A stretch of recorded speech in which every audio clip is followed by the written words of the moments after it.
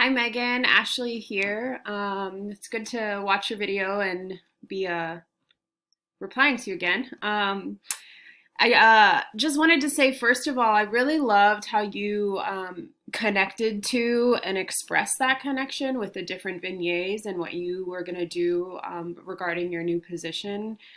This is so exciting for you. I imagine to be able to apply all of what we're learning right now into the next school year and into the kids that you're going to be working with. And it's especially nice to hear what you're going to do because I don't think there are very many other elementary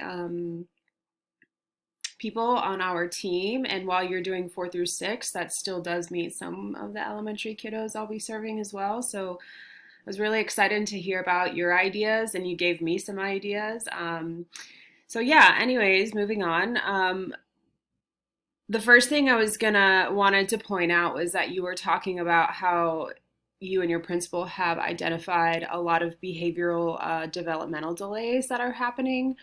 Um, I've been seeing that so much too within my school district, and I'm mostly, like I said, mostly I do pre-K through, or I have previously done pre-K through 2, but that's just the starting point, right? That's where the seeds are being planted, and the behaviors are becoming learned and solidified.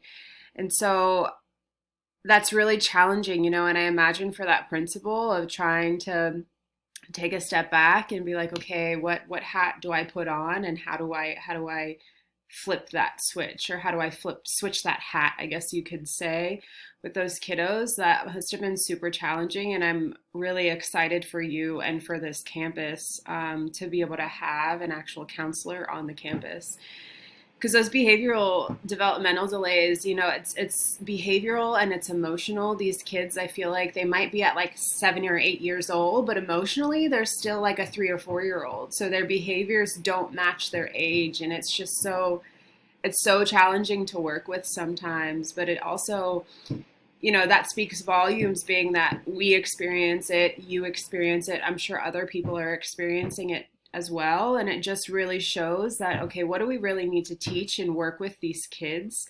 How do we need to address this situation? Because these kids are going to be what leads our society one day, and or hopefully will lead our society, and they're going to be full functioning adults.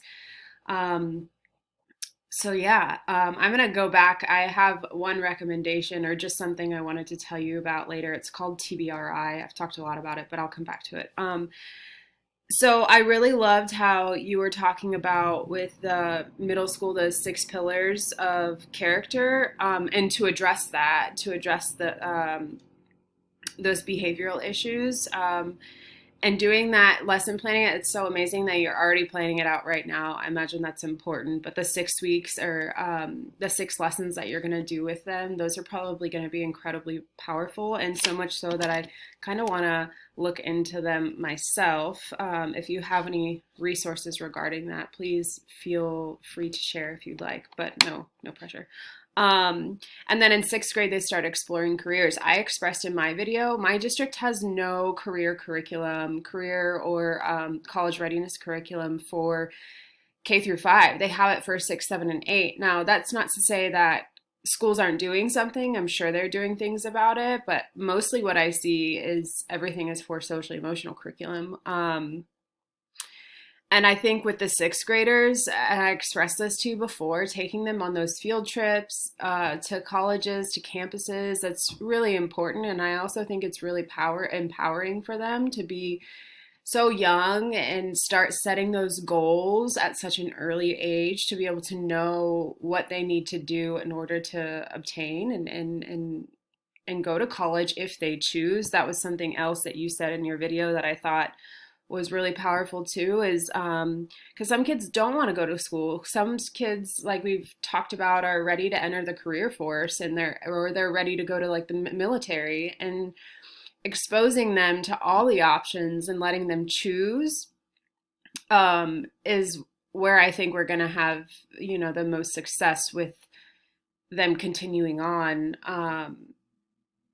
throughout their life. And then the other part, you were talking a lot about desegregating data, and That is so imperative, right? To know where the need is because we don't always see it. Like we might see, like you said, like our school is ranked this or our school is ranked this. Okay, but where's that coming from? And so desegregating that data is really important. And man, congratulations on your campus in your English too. Like what you increased, I wrote it down here. So I'm reading my notes at the same time.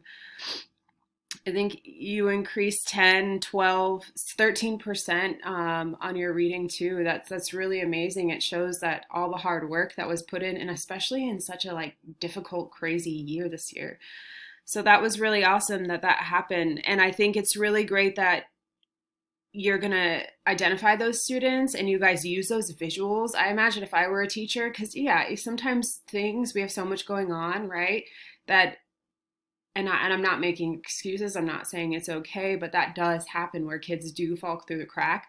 So creating those visuals is a really great idea and one that I think I'm gonna try to implement also some way in my new position as a resource teacher. And then I thought it was really, I think speaking from a teacher that is starting fresh on a campus, on a home campus for next year, and you were talking about really teaching those new fourth, fifth, and sixth grade teachers how to desegregate that data and look at it and look at all the populations. I commend that immensely because I know that I want and I would love that kind of support also being not that I'm a new teacher, but I'm just new to this campus and how it works. So that was really awesome.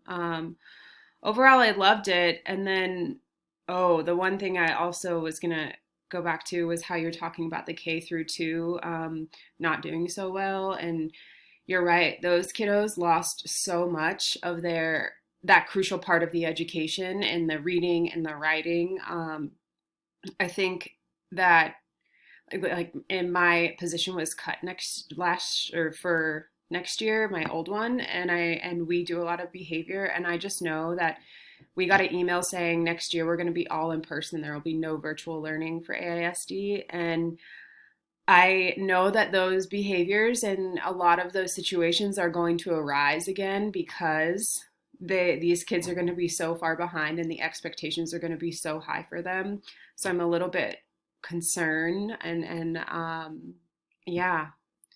But I was going to say, getting back to for the behavioral developmental delays, there's this program that Austin has adopted. It's called Trust-Based Relational Interventions, and it started in the court system and the family court system for kids who were living in. Oh, my brain is slow right now.